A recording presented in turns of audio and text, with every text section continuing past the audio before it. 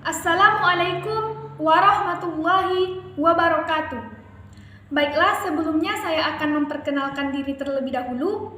Perkenalkan, nama saya Vinky Yolanda dari Fakultas Matematika dan Ilmu Pengetahuan Alam, Prodi Fisika, kelas Fisika B.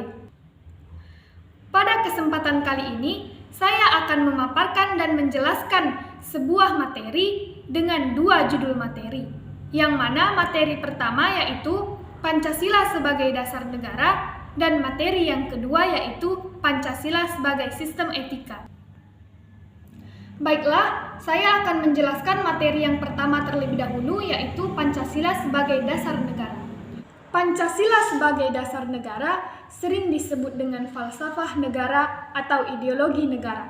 Dalam hal ini, Pancasila dipergunakan sebagai dasar mengatur pemerintahan negara. Dengan kata lain, Pancasila digunakan sebagai dasar untuk mengatur penyelenggaraan negara. Sumber semangat bagi Undang-Undang Dasar 1945, penyelenggaraan negara, pelaksanaan pemerintahan, MPR, dengan ketetapan nomor 22 MPR 1998 telah mengembalikan kedudukan Pancasila sebagai dasar negara Republik Indonesia.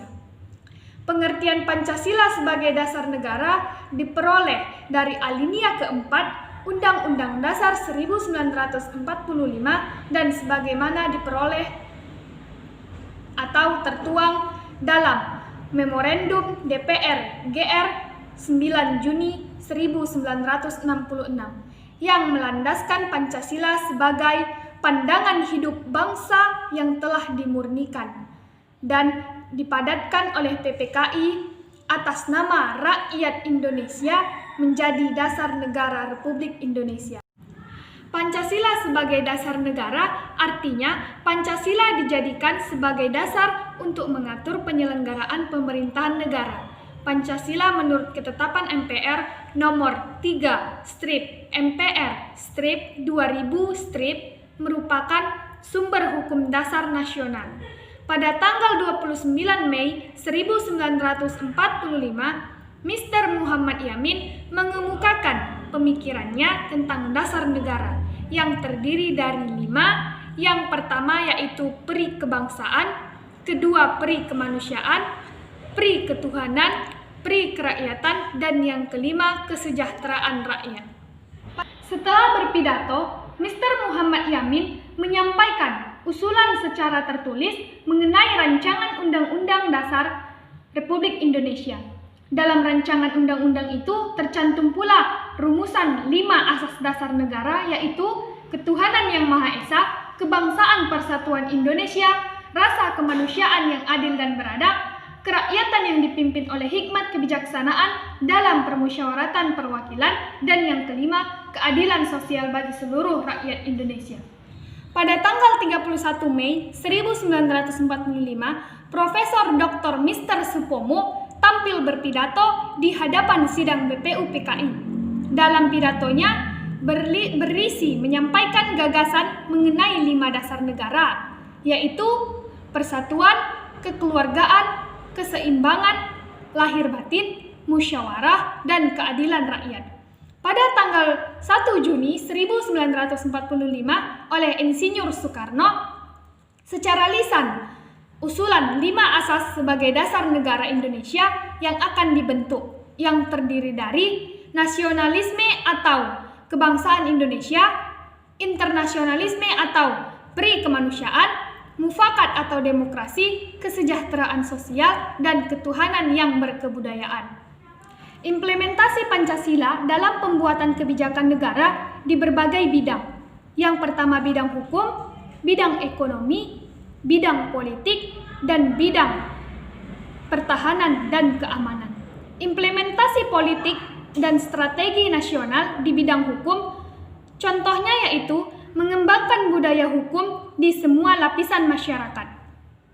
Implementasi politik strategi nasional di bidang ekonomi, contohnya yaitu mengoptimalkan peranan pemerintah dalam mengoreksi ketidaksempurnaan pasar. Implementasi politik strategi nasional di bidang politik, contohnya memasyarakatkan, dan menerapkan prinsip daripada persamaan.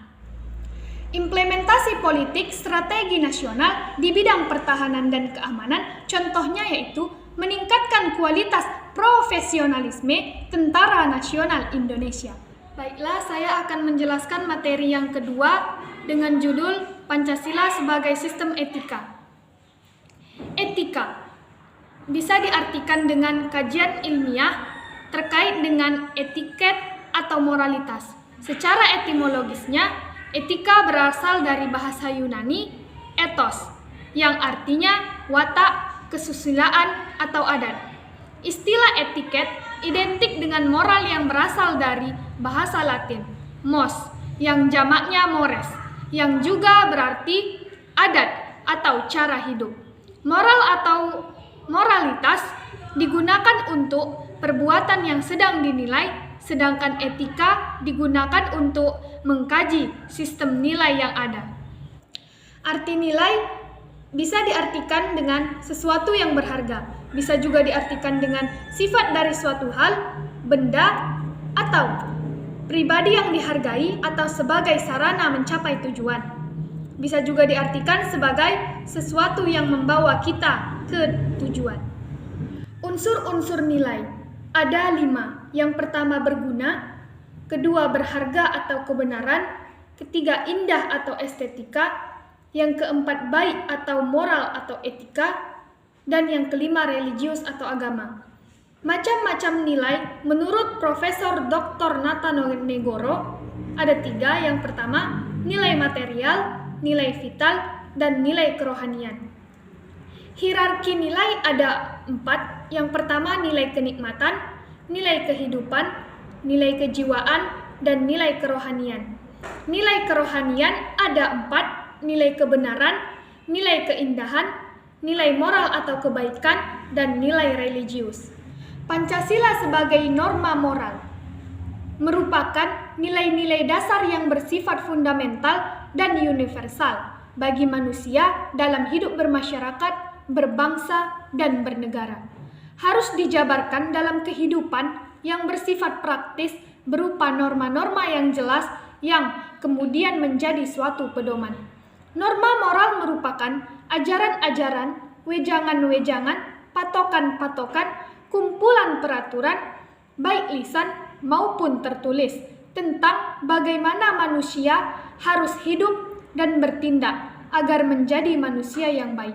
Pancasila telah dijabarkan dalam suatu norma moralitas. Penjelasan mengenai Pancasila sebagai norma hukum. Norma hukum adalah suatu sistem perundang-undangan yang berlaku di suatu negara. Dalam pengertian ini, Pancasila merupakan sumber dari segala sumber hukum di negara Indonesia. Dan pelaksanaan dari hukum yang berlaku juga harus didasarkan pada nilai moral hukum Pancasila. Moral politik dalam Pancasila. Politik dapat diartikan dengan kegiatan yang menyangkut proses penentuan tujuan dari sistem negara dan diikuti dengan pelaksanaan kegiatan untuk mencapai tujuan tersebut. Untuk mencapai tujuan, diperlakukan kebijakan-kebijakan umum. Kebijakan dicapai melalui kekuasaan dan kewenangan. Caranya dengan penguasaan maupun paksaan. Nilai Pancasila sebagai sumber etika politik. Pancasila tidak hanya sebagai sumber dari segala sumber hukum, melainkan juga merupakan sumber moralitas, terutama hubungannya dengan legitimasi kekuasaan, hukum, serta berbagai kebijakan dalam pelaksanaan dan penyelenggaraan negara. Sila yang pertama dan sila yang kedua merupakan sumber nilai moral bagi kehidupan kebangsaan dan kenegaraan. Contoh realitas nilai dalam Pancasila. Pertama, nilai ketuhanan akan menghasilkan nilai spiritualitas, ketaatan, dan toleransi. Yang kedua, nilai kemanusiaan akan menghasilkan nilai kesusilaan, tolong-menolong, penghargaan, penghormatan, kerjasama, dan lain-lain. Dan yang ketiga, nilai persatuan akan menghasilkan nilai cinta tanah air, pengorbanan, dan lain-lain. Pancasila sebagai solusi persoalan bangsa dan negara. Yang pertama, moralitas memegang kunci sangat penting dalam mengatasi krisis. Yang kedua, moralitas individu lebih merupakan kesadaran tentang prinsip baik yang bersifat ke dalam. Baiklah, cukup sekian materi yang dapat saya jelaskan.